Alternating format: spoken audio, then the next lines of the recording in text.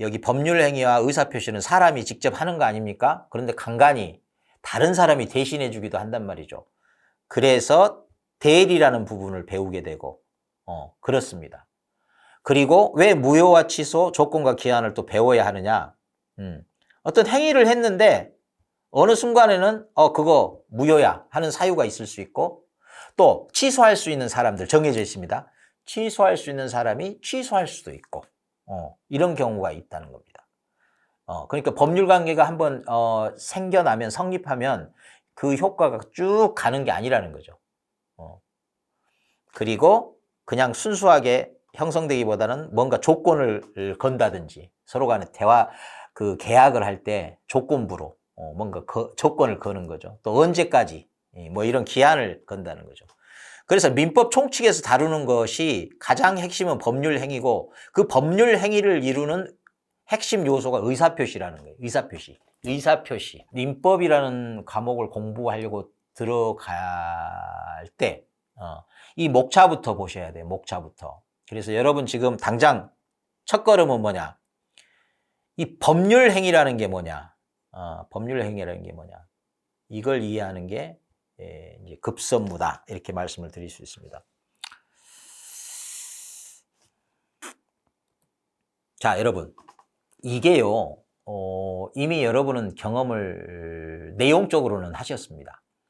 그래서 이 법률 사실이라는 게 있거든요. 이 법률 사실이 모아지면 법률 요건을 이룹니다. 이 법률 요건이 갖추어지면 법률 효과가 발생이 됩니다. 효과가 생깁니다. 자, 법률 사실, 이런저런 사실, 법률 사실이 있어요. 이게 몇 가지가 모아지면 계약과 같은 어떤 법률 요건이 형성이 됩니다. 법률 요건이 형성이 되면, 성립이 되면, 충족이 되면 효과가 거기서 발생이 됩니다. 발효됩니다. 예. 이 법률 행위는요, 이 완전한 법률 행위는 아니지만, 이 법률 행위라고 보아줄 수 있는 준법률 행위라는 게 있습니다. 법률 행위는 아닙니다. 그런데 법률 행위에 준하는 법적 효과를 갖는 그런 준법률 행위가 있습니다. 그리고 이 준법률 행위는 왜 준법률 행위냐? 법률 행위는 그야말로 의사표시입니다. 그런데 준법률 행위는 표시가 아니라 표현이고 밖으로 드러난 사실입니다. 그러니까 사람이 마음속에 품은 의사가 있어요. 나 저 사람하고 계약을 맺고 싶다. 그럼 청약이라는 게 있죠. 그리고 그 청약에 대해서 나는 승낙할 수도 있고 거절할 수도 있습니다. 이런 뭔가 하고자 하는 의욕을 밖으로 내보이는 것, 이게 표시입니다. 특히 의사표시입니다. 의사표시. 들고 나서는 게 뭐냐면 조건이라는 거 여러분 들어보셨어. 계약을 할 때 그냥 무조건적으로 그냥 이렇게 하기로 약속해, 할래? 그러면 할게, 이렇게 청약과 승낙에 의해서 계약이 성립 그리고 발효하는 경우가 있지만, 이 계약이 성립은 했는데요, 아직은 발효까지, 그러니까 효력 발생까지는 조건이 필요하다. 그럴 때 나오는 게 이제 조건이죠. 그게 충족돼야 효력 발생시키겠다. 우리 그렇게 계약을 하자. 이런 이제 맥락들이 있는 거죠. 그래서 그 조건과 따라다니는 게 이제 기한인데, 언제쯤 가면, 언제 어떤 때가 도래하면 뭐 어떻게 효력 발생하는 걸로 하자. 이제 그런 건데, 그 기한 이전에 조건에 대해서 이제 다루거든요. 그런 게 충족이 되면 이렇게 하는 걸로 하자. 이런 게 있어요. 그러니까 효력을 어떻게 하는 걸로 하자. 이런 겁니다. 근데 이제 그게 크게 보면은 여러분 뭐 들어보셨겠지만 크게 그 떠오르는 거 있습니까? 그 정지 조건 있죠.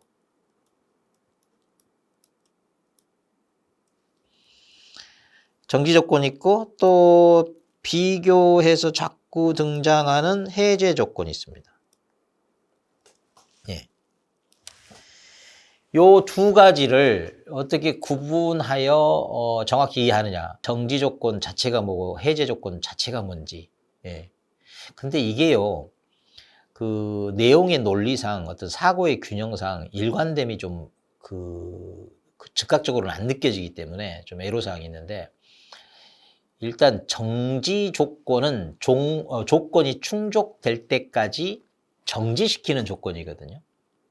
그러니까 조건이 충족될 때까지 정지시키는, 효력 정지시키는, 이게 정지 조건이에요. 해제 조건은요, 조건이 충족이 되면 효력이 사라지는, 그래서 해제죠. 해제 조건. 근데 이게 두 개가 그 외형적으로는 대칭. 정지 조건은요, 일단은 효력이 없이 시작합니다.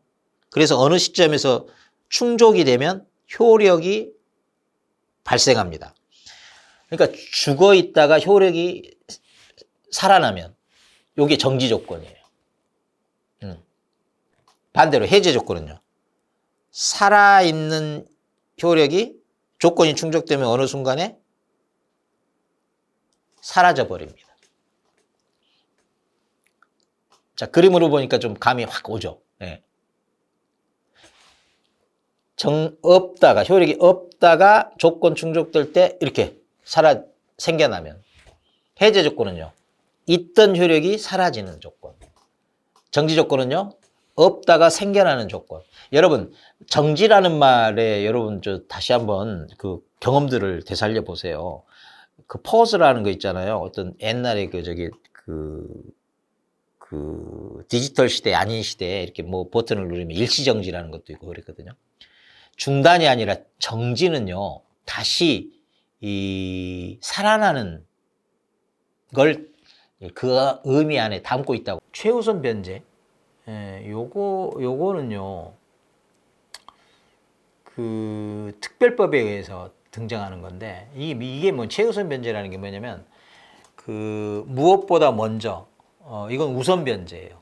다른 무엇보다 먼저. 그러니까 상대적인 우선순위를 말하는 거죠. 근데 최우선이니까 모든 것들 앞에 우선한다, 이런 뜻이거든요. 그러니까 내 앞에 있는 선순위가 있어도 그 선순위보다 우선, 이렇게 해서 최우선. 그러니까 최우선 변제는 선순위보다 앞선다, 선순위보다도 앞선다, 그래서 선순위보다 앞선다, 이런 거고요. 그냥 우선 변제는 후순위, 자기보다 후순위보다 앞선다, 이렇게 돼 있어요. 그 표현은 그렇게 되어 있는데, 요게 이제 압축적으로 표현하자면 최우선 변제, 그러니까 우선 변제보다 최자를 붙여 최우선 변제하면은 그 어떤 순위보다 앞선다. 영순위죠, 영순위. 차임이 되는 그 차임을 보증금으로 넣어서 가산해서 따져본다는 겁니다. 이게 대단히 중요합니다. 그래서 왜 그래요? 그 상가건물 같은 경우는 그 월차임과 보증금 사이에 이렇게 오락가락 하면서, 사실 그 월차임은 작은데 보증금이 어마어마한 큰 돈이다, 고액이다, 이러면 보호할 이유가 있겠습니까? 또 거꾸로 보증금은 쪼맨한데 소액인데 대신에 월 내는 돈이 1억 이상 넘어간다. 이건 작은 규모, 작은 소액 그 임차인, 상가건물 임차인이 아닌 거죠. 그러니까 이걸 가려보려고 둘을 합하는 겁니다. 환산을 해서 어디다 그 최종적으로 얹혀요? 월차임을 보증금에 얹히는 거죠. 그 얹힐 때 방법은 여러분 알고 계시잖아요. 어떻게 해요? 월차임의 100을 곱해. 그래서 그걸 보증금으로 간주해요. 그래서 그걸 원래 보증금에 가산하는 거죠. 그렇게 한 다음에 따져보는 거예요. 그리고 지역 나오기 전에 주임법이 있죠. 그리고 오른쪽에 상임법이 있죠. 좀 줄여서 표현한 겁니다. 주택임대차보호법, 그 다음에 상가건물 임대차보호법, 이렇게 돼 있어요. 그런데 여러분, 이 지역마다 범위가 기준이라는 게 따로 있어요. 그러다 보니까 기준을 정할 때 뭘 가지고 그 기준에 들이대느냐, 이게 일종의 까지 여기 그 환산 보증금, 잠깐만요. 이 환산 보증금이라고 돼 있는데, 요거 지금 기준 들이댈 때 보증금 규모를 따져볼 때이고요. 또 그 최우선 변제를 따져보기 전에 상가건물 임대차는 어떤 특징이 있다고 그랬죠? 법 자체를 적용할 수 있는지 없는지 따져봐야 된다고 했잖아요. 그럴 때 이 상인법 적용 대상이라는 부분이 먼저 의미가 있는데, 이때도 사실은 환산보증금으로 따져봅니다. 그러니까 챙겨주는 돈은 뭐 환산이라는 게 필요 없잖아요. 근데 따져볼 때 법 적용할 수 있는지 없는지, 또 그 다음에는 최우선 변제할 수 있는지 없는지, 요걸 따질 때 요거는 상가건물 임대차 보호법의 경우는 항상 어떻게 하라? 환산해서 보증금을 따져봐라. 환산보증금으로 따져본다. 여기에 어떤 임차인, 보증금이 어느 정도인 임차인을 최우선 변제해 주는 기준이 이렇게 서울, 과밀, 광역, 이렇게 그 밖에 기타 이렇게 되어 있습니다. 여러분, 요 지역에서 한 가지만 더, 여기 과밀은 위에 서울이 있으니까 빼야 되겠죠. 광역도 위에 과밀은 빼고, 또 한 가지 군, 광역에 그 구가 있고 군이 있잖아요. 군도 뺀다. 군도 뺀다. 예. 군은 규모가 구보다는 작다인 거잖아요. 요 작은 건 빼고 광역 이렇게 이해하시면 되겠어요. 일단 지역은 이런 정도로 이해를 구분해서 하면 되고, 거기에서 이렇게 서울, 과밀, 광역 이렇게 그 밖까지 이 임차인의 보증금이 요 정도 소규모이면 그때 전부가 아니라 그 얼마 딱 정해져 있겠죠. 그 중에 최대 요 정도까지. 서울은 단위가 이 1,000만 원입니다. 1,000만 원. 그래서 1,000만 원이니까 4,000만 원에 0.8이니까 4,800만 원. 0.8이니까 2,800만 원. 2,500만 원. 이렇게 이해하시면 됩니다. 자, 상인법은 좀 먼저 우선적으로 상인법 자체를 적용할 수 있는지 따져봐야 돼요. 예컨대 서울이 10억, 환산해서 보증금이 10억 정도 돼버린다 그러면 9억 넘었었죠. 초과해버렸죠. 이건 법 적용 자체가 안 돼요. 참 어려워들 하는데, 사실 그 어떻게 보면 끙끙대고 좋은 그 암기법을 찾아내면 또 의외로 쉽게 또 계속 기준을 유지할 수 있겠어요. 달라지지. 그 달라지면서 그 문제가 되는 경우가 또 있답니다. 그래서 그거는 이제 그때 가서 또 말씀을 드리고, 일단 그런 형편이다. 방금 전에 지역 구분은 말씀드렸어요. 지역 구분을 말씀드렸고, 자, 이제 암기 도식으로 넘어올게요. 암기 도식으로 넘어오면, 자, 여기 지역 구분이 일단 있었죠. 그리고 여기 상인법, 주인법과 상인법을 이제 위에서 아래로 쭉 이제 늘어났습니다. 왜냐하면 암기를 위해서는 이 흐름이 필요하겠더라고요. 여기 보면 법 적용 범위라고 되어 있으니 법 자체 적용 범위는 뭐에만 해당된다? 요 상인법에만 해당되는 겁니다. 특이한 점이죠. 그런 다음에 여기 여기서 여기까지 죄송합니다. 여기서 여기까지 뭐예요? 최우선 변제 기준. 어떤 묻은 건넨 임차인이 보증금 전부는 아니고 그중 일부를, 자기 보증금 중에 일부를 변제받을 수 있는지, 이렇게 지금 돼 있어요, 설정이. 지금 일단은 여러분이 이제 요 수치들을 이제 애우면 좋겠죠. 범위는 어떻고, 그 다음에 그중 얼마를 변제받을 수 있는지. 그러기 전에 요 지역 구분이 기본적으로는 이렇게 된다고 그랬죠. 서울, 과밀, 기타. 마찬가지 상인법도 서울.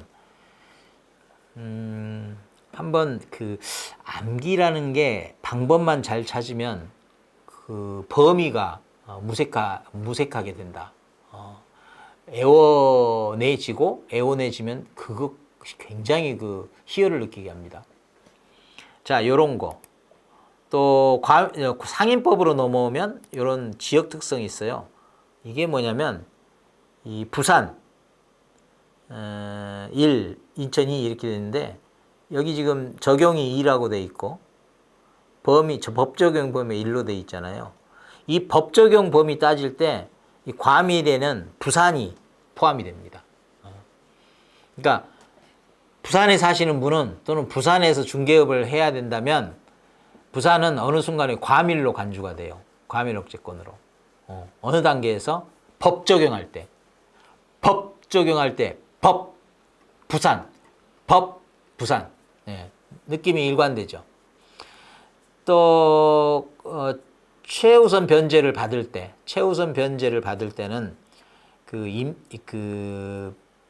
인천이 과까지는 1900, 3800까지는 1300, 3000까지는 1000 이렇게 된단 말이에요.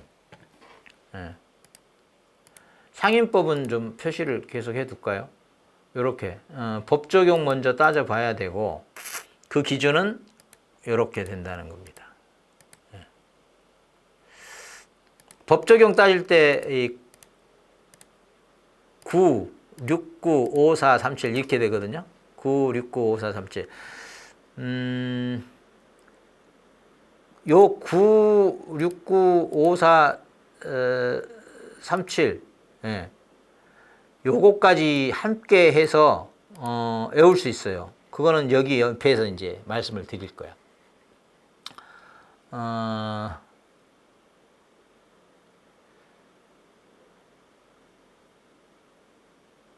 자, 사실은 여러분 제가 이제 이렇게 코드 알려드리기 전에 구는 익숙해져 있어요. 여러분 한 번쯤은 학습을 하셨던 분들이라고.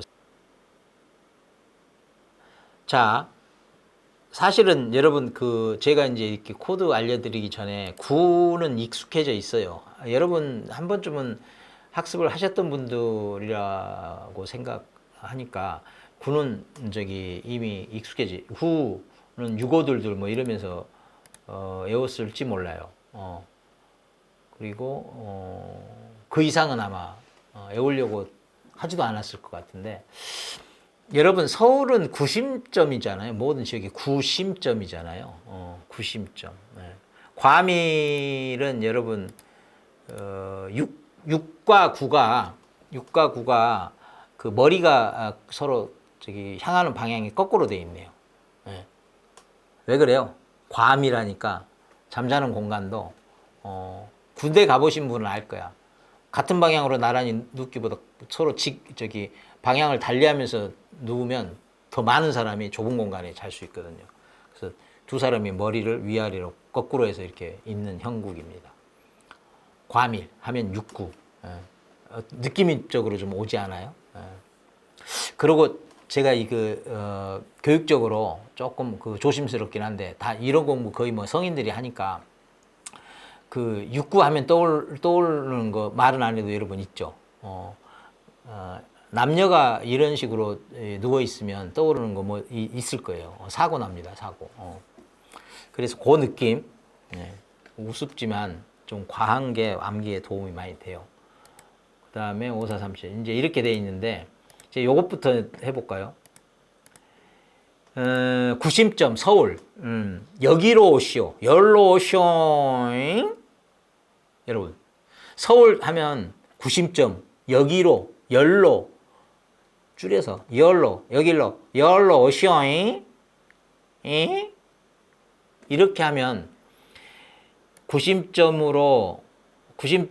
열로 여섯 오 열로 오쇼 이렇게 외우자는 겁니다. 또 하나 해볼까요? 아까 6구는 야한 생각 좀 떠올리면 좋다 그랬죠. 야한 생각 떠올리면 오 이런 광경 보면 여러분 감탄사가 어떻게 나요? 오 1구네. 뭘 읽어요?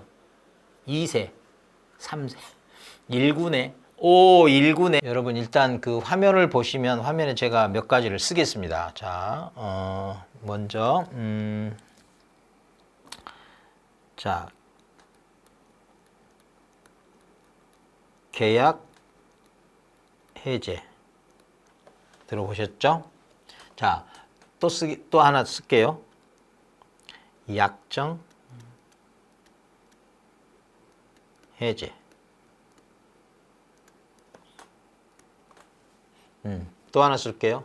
약정 해제 있으니까 법정 해제라고 놓고 하는 것도 들어보셨을 거예요. 법정 해제. 자, 그리고 또 이런 표현 들어보셨나? 해제 계약. 다 해제 들어갑니다. 또 합의 해제.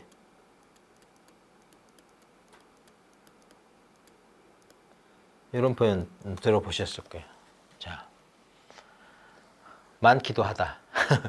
근데 이걸 왜 썼냐면, 여러분, 이게 그 각각이 정확히 무슨 뜻이고 또 이게 어떻게 다른지 이게 구분이 그 한때 모아놓으니까 더 안 되는 것 같아요. 안 될 겁니다. 해제자 들어가서 많이 등장하는데 이게 지금 다 그냥 해제인 거 아니거든요. 법률 행위로 볼 때 어떤 것은 단독 행위에 속하고요. 어떤 것들은 단독 행위가 아니라 계약에 속하는 것들이 있습니다. 비슷비슷해도. 그러니까 이 비슷비슷한데 이걸 가려내려면 방법이 뭐겠어요? 어떤 건 단독이고요. 단독 행위에 속하는 거고, 어떤 건 계약에 속하는 건데, 이거 애워야 되나?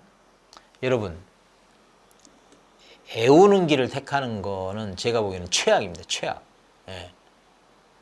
그런 식으로 학습을 하면요, 이 배우는 게 다 독약이어서 그 마음속에 찌꺼기, 응어리, 한, 답답함 이런 것들로 그냥 그 혈액으로 치면 고지혈증에 걸리는 경우하고 같은 겁니다. 이거 어떻게 애워서 처리합니까? 그냥 읽어야 됩니다. 제발 좀 읽어야 됩니다. 읽어낼 때 그게 비슷하지만, 외형이 비슷하지만 그 의미적으로 큰 차이가 있다는 게 느껴지는 겁니다. 일단 한번 그 같이 읽어볼까요? 자, 계약 해제. 이게 무슨 뜻이에요? 계약을 해제했다. 이렇게 헤아려지는 거 아닙니까? 계약을 해제했다. 말 그대로 전형적인 해제인 셈이죠. 계약을 해제했다. 계약을 해제했다. 이렇게. 그러니까 이 계약을 해제했다. 이렇게 읽히는 거 아닙니까? 요 약정 해제는요. 해제를 하는데 약정에 따라 해제했다는 뜻이잖아요. 그러니까 해제의 조건이 약정이다. 이런 뜻이잖아요. 법정 해제는요. 약정은 약속, 계약, 약정에 의해서 해제하는 것인데, 법정은요, 사람 대 사람의 약정이 아니라 법에서 정해진 대로, 법에서 정해진 것에 근거해서 해제한다. 이런 뜻이잖아요. 여기까지. 그리고 이제 해제 계약 한번 볼래요? 해제 계약. 해제 계약. 일단 뜻부터 헤아려 볼게요. 해제 계약. 해제 계약? 해제 계약? 계약은 계약인데 해제를 위한 계약. 이렇게 되잖아요. 해제를 위한 계약. 이게 계약의 뭐가 돼요? 목적이 되죠, 목적. 그죠? 그러니까 계약인 거야. 예전에 이런 영상을 여러분께 선보인 적이 있는데, 여기 이제 법률 사실을 분류한 그 도식이거든요. 사실은 이제 방향은 보통 이제 그 서적이나 그런 자료들을 보면 법률 사실 이래가 쭉 그 방향이 여러분 기준으로 보면 이쪽에서 이쪽으로 이렇게 쭉 안내가 되죠. 근데 저는 이제 방향을 이제 거꾸로 해보겠다고 해서 한 건데, 제가 가만히 생각을 해보니까 이 도식도 필요하고 또 동시에 이 도식도 필요하겠다는 생각이 들었습니다. 요 도식인데 좀 얼른 보기에는 그냥 현란해 보여도 매우 중요한 포인트를 담고 있어요. 법률 사실을 분류해서 하나하나를 이해하는데 이 도식이 꼭 필요하겠더라고요. 액티비티로 드러나기도 한다. 드러났는데 법의 테두리 안에 있으면 적법. 드러났는데 법의 테두리를 벗어나면 위법. 여튼 정신작용과 관련된 것들이고 밖으로 드러난 것이라서 외부적 형태. 아예 드러나지 않고 그 안에 머물러 있으면 내부적 형태. 이 드러나든 드러나지 않든 이 정신작용하고는 완전히 관련 없는 무관한 그냥 진행되는 시간의 흐름이라든지 이런 것들 있잖아요. 이런 것들은 사건 이렇게 되는 겁니다. 이 큰 느낌, 그러나 명확한 이 느낌과 그 사고의 흐름, 접근의 단계 이런 것들을 의식하고 예전에 여러분이 보았던 이 도식을 보면 느낌이 또 다를 겁니다. 자, 여기 제일 중앙에 의사표시가 있고 법률행위라고 합니다. 저기 마음속 중앙에 있는, 자리 잡고 있는 그것을 표시하는데 이 표시는 항상 법률적 효과를 갖는다. 이거죠. 그걸 의사표시라고 해요. 순수 사실행위라는 것은. 그래서 이 외부적 결과하고 눈으로 보이는 거죠. 실제로 있는 부부로서 동거하고자 하는 그 의사까지가 있을 때 그거를 법률 행위로, 법률 사실로 간주해 주겠다 하는 게 혼합 사실행위고, 순수 사실행위는 그냥 눈으로 보아서 확인만 되면 그건 그거야 이렇게 할 수 있는 거. 그게 섞이지, 의사가 섞이지 않아도 그냥 purely, 그러니까 순수하게 그 눈으로 확인된 것만 가지고도 법률 사실로 간주할 수 있다. 뭘 발견했다든지 발명했다든지 가공했, 발명 같은 거 뭐가 발명했어 또는 뭔가를 발견했어. 그냥 발견하면 발견한 거지 너 발견할 의사가 있었니? 라고 묻지 않는다는 거죠. 부부 동거 같은 경우는 동거로 보여. 그런데 동거할 의사가 있었냐까지 물어보고 확인돼야 법률, 하나의 법률, 동거라는, 부부간의 동거라는 게 성립한다는 거죠. 뭐 부부간 동거나 사무관리가 대표적인데 또 여기 선점도 있죠. 우연찮게 손에 쥐었는데 쥐었다는 것만 가지고 너 선점했어가 아니라 그 사람이 소유할 의사를 가져야 된다는 거예요. 내 거 할래. 이런. 여기까지 확인돼야 하나의 법률 사실이 되고, 그때 비로소 혼합 사실 행위로 인정되는 그런 거다. 시험에도 나오지 않는 걸 왜 자꾸 설명을 하려고 하느냐? 이유가 있습니다, 여러분. 이런 이해를 자꾸 깊이를 더해가면서 이렇게 학습을 해 나가야 민법이라는 것도 마스터가 가능한 거지. 이런 것조차도 막 그냥 암기의 대상으로 삼아버리면요. 정말 죽은 학습이에요. 그때부터 학습은 정말 하루라도 빨리 끝내버려야 될 것에 지나지 않고, 악몽의 과정입니다. 근데 그렇지 않아요, 학습은. 평생 해도 또 하고 싶고 또 하고 싶고. 그런 게 학습이어야 합니다. 그럴 수 있다고도 말합니다. 그렇게 되려면 예컨대 이런 것도 학습다운 방식으로, 공부다운 방식으로 접근을 하셔야 돼요. 믿고 따라오시면 조만간 학습이 게임보다 재밌다 하는 소리 나옵니다. 공부부터. 공부가 즐겁지 않은데 무슨 평생교육이고 학습권이고 그럴 수 있겠습니까, 여러분? 즐겁지 않은데 무슨 권리예요, 권리는. 학습권이라는 게 있는 건 분명히 우리가 경험치 못한 뭔가가 있을 수 있다 이겁니다. 그중 한 가지 어렴풋이 느껴지는 건 그 어떤 것보다도 즐거움이 될 수 있는 게 학습이다. 이런 말씀을 꼭 드리고 싶습니다. 저도 이제 여러분과 같이 이제 학습을 경험하고 또 뭐 이러는 상황에서 같은 입장에서 드리는 말씀입니다. 표현은 역시 안에 있는 걸 끄집어내는데 인텐션은 아닌 거야. 의욕하는 바. 그래서 법률 행위를 만들고자 하는 그런 정도는 아니고 그냥 의사, 통지 알려주는 거예요. 근데 대표적인 게 이제 의사통령 최고 거죠. 이거 시험에도 많이 나오죠. 언제까지 답하지 않으면 나 이렇게 할 거야. 그런 줄 알아? 나 이렇게 할 건데 그런 줄 알아? 이게 최고 아닙니까? 의사를 알려주는 거죠. 할래? 그랬을 때 싫어. 나는 안 할 거야. I won't. I will not. 안 할 거야. 이런 거 아닙니까? 거절. 이런 물건 나 가지고 있어. 생각 있으면 와서 나한테 얘기해. 청약의 유인. 예. 이런 거 나 팔 생각 있거든. 알고나 있어. 이런 겁니다. 의사의 통지. 그 다음에 각종 통지. 각종 그런데 이런저런 통지 뭐 알려주는 거잖아요. 알고 있어. 알고나 있어. 나 아는 건데 나는 알고 있는 건데 너도 알고 있어. 뭐 이런 거. 나 채권 양도했거든. 알고 있어. 그런 줄 알아. 이런 겁니다. 여기 승낙이라고 나왔는데 사실 승낙은요. 그 고지고대로 나의 채권 양도한 거 네가 승낙해줘. 이런 거 아닙니다. 여러분. 요것 때문에 이해할 때 좀 브레이크가 걸리는데 요 승낙은 어떤 종류의 승낙이냐면 이런 거죠.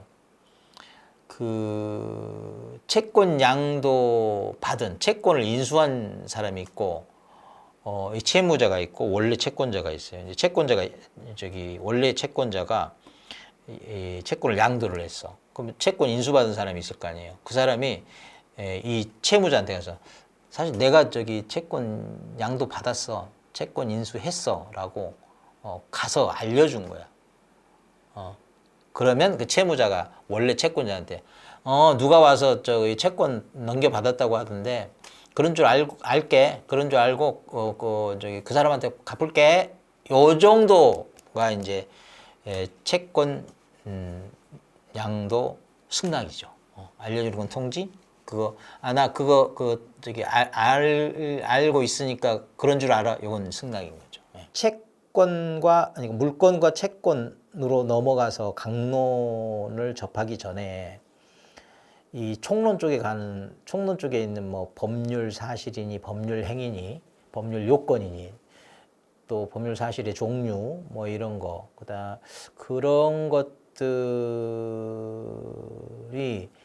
이게 시작이면서 끝이다라고 하는 내용들이거든요.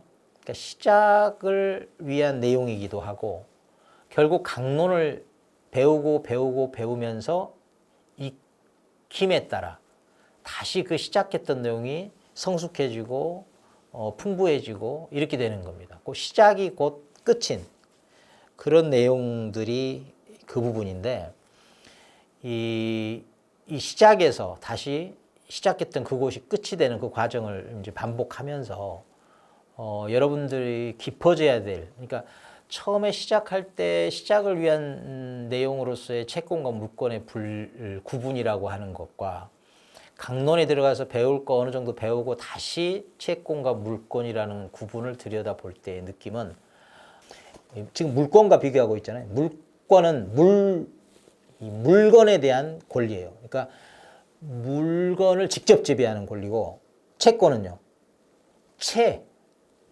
그러니까 사람에게 너 해주기로 했잖아. 약속 지켜. 약속 이행해. 이런 관계를 말하는 겁니다. 채권이라고 하는 거. 이게 중요합니다. 그래서 이 감각을 가지고 여타의 내용들을 들여다볼 때 비로소 좀 느낌 있게 읽혀진다는 거죠. 자, 물건 보실래요? 여기 물건인데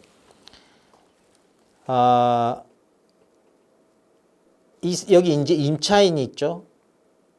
그리고 임대인이 있습니다. 지금 이 상황이에요. 이 집은 누구 거예요? 이 사람 겁니다. 이 사람 거.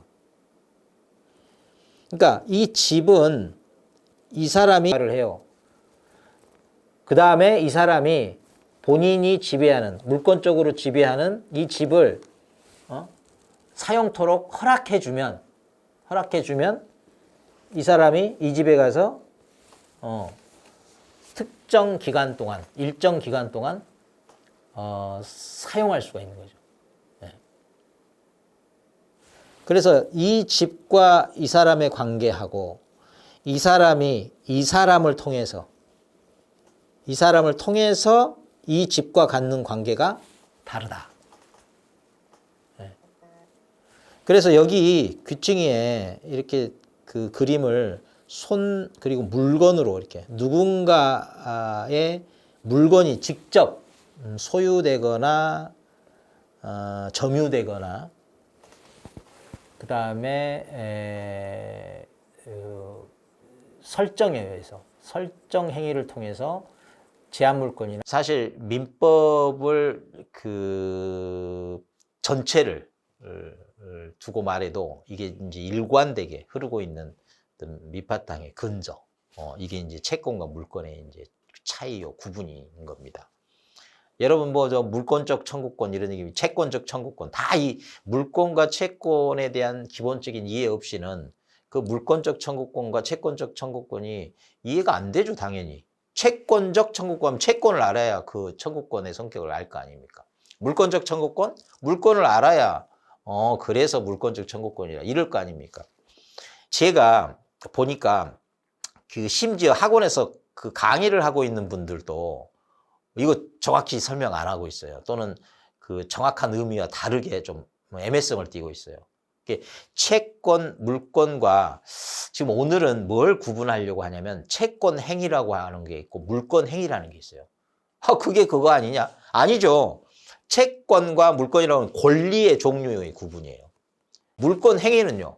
행위가 두 가지가 있는데 요건 채권 행위고 요건 물권 행위라는 거예요. 권리와 행위의 구분 다르죠?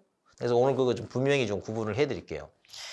자, 일단 채권은 사람 대 사람이 이렇게 약속하는 겁니다. 약속하고 안 지키면 뭐 싸우게 되겠죠.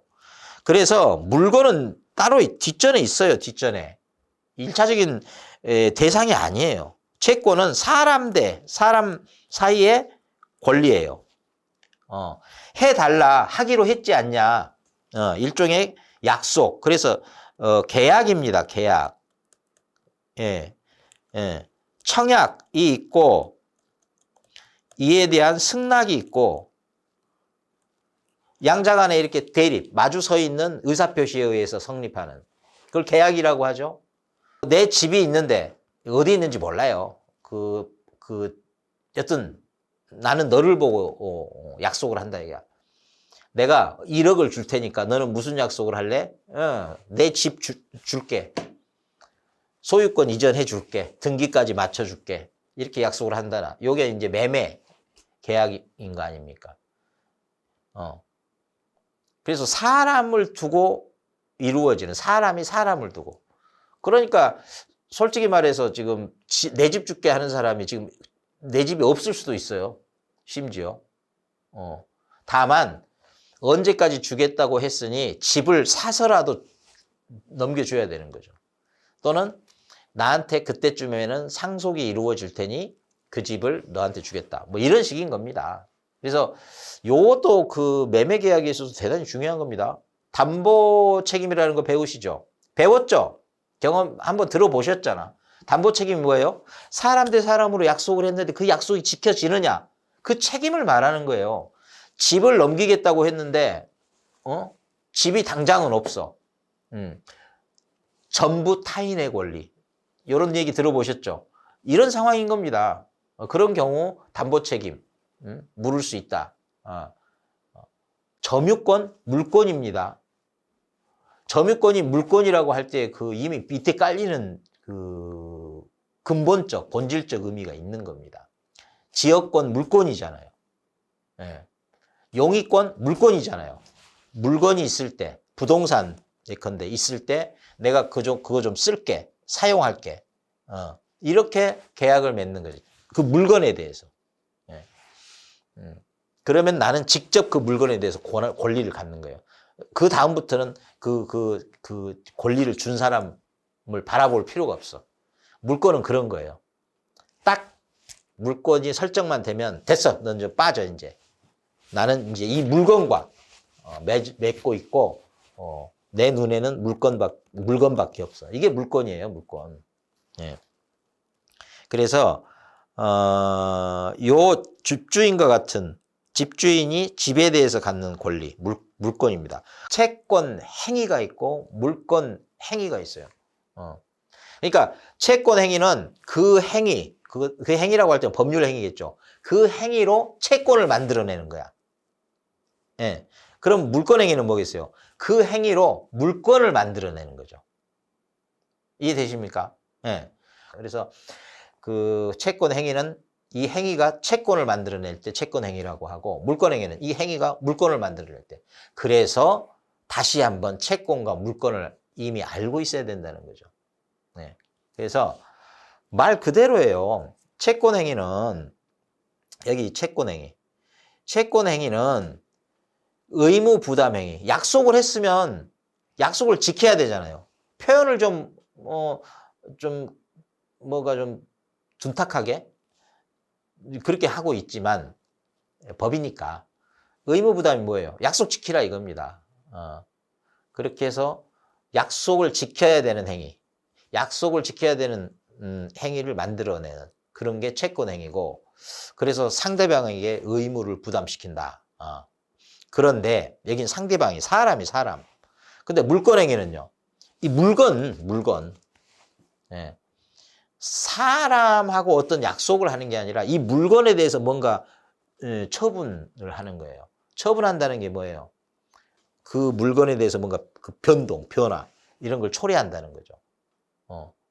예컨대 소유권을 이렇게 넘긴다, 이전한다. 이게 이제 그 매매인 거죠. 계약이라는, 지상권 설정 계약이라는 게 있어요. 그러면 이 지상권 설정 계약이라고 하는 것은 계약이죠. 내가 지상권 설정해 줄게 이렇게 계약을 하는 거잖아요. 그러면 설정해 줘. 언제 설정해 줄래? 한 달 후에 설정해 줄게. 이렇게 된다면 지금 뭐가 생긴 거예요? 설정해 줘야 될 의무가 생긴 거죠. 약속을 한 거야. 네. 일단은 이 계약 때문에, 자, 중요한 얘기입니다. 이 계약 때문에 의무가 생긴 거야. 약속 지켜야 돼. 그 무슨 행위를 한 거예요? 채권 행위를 한 겁니다. 이 계약 때문에. 채권 행위. 공유는 공유자의 지분이 등기되어 있다. 또 이렇게 되어 있어요. 지분이 등기되어 따로따로 등기되어 있다. 합유 볼까요?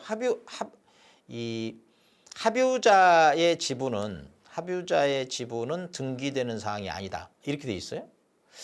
총유는 단체명으로 등기한다. 마치 단독 소유처럼. 단독은 아닌 공동인데 마치 단독처럼. 그때 이름은 무슨 누구의 명의로? 단체 명의로 이렇게 돼 있어요. 그러니까 좀 알듯 말듯 이렇단 말이에요. 이게 이 정도 가지고 이걸 암기해야지. 그래서 문자 수준에서 끄집어내서 시험을 치르려고 이렇게 한다면 그건 큰 오산입니다. 공유는 누가 얼마만큼의 소유권을 비중 있게 차지하고 있는지, 어떤 비중으로 차지하고 있는지, 이게 이제 분명히 등기가 되어 있어요. 너의 지분은 30%, 너의 지분은 70%, 뭐 이런 식의 지분이 분명하게 표시가 됩니다. 근데 합유는요, 이 땅 누구 거예요? 누구 소유입니까? 저요 합창을 합니다. 그런데 물어보면 얼마나 소유했는데 그러면 답을 못해요. 많은 입들이 함께 울부짖지만 자기 거라고. 근데 진정 얼마나 소유한 건지를 몰라요. 그냥 이 사람들 전체가 소유하고 있구나. 그래서 이 합유자 지분 표시가 안 된다. 이렇게 해서 이게 합유. 총유는요. 아까 뭐라고 그랬어요? 총. 머리끄댕이. 그러니까 밑에 많은 사람들이 있지만 요 하나로 묶어서 딱 이 단체로 삼아서 그것의 이름으로 등기가 되는 겁니다. 갑도 전체 땅을 쓰는 거고 을도 전체 땅을 쓰는 거예요. 소유하는 거예요. 전체를 아우르는 거예요. 이 느낌이 공유야, 공유. 그러니까 갑은 왼쪽만 쓰고 을은 오른쪽만 쓰고 이런 방식이 아니라는, 그건 분할인 거예요. 이건 분할이에요, 분할. 쪼개는 거예요. 그리고 각각이 다 소유자가 따로 있는 거야. 공유가 아니에요. 이미 쪼개는 순간 분할로 해서 하나하나 각자 독립적이고 각자의 소유자가 있을 수 있다. 이렇게 보셔야 돼. 공유는 이게 아니에요.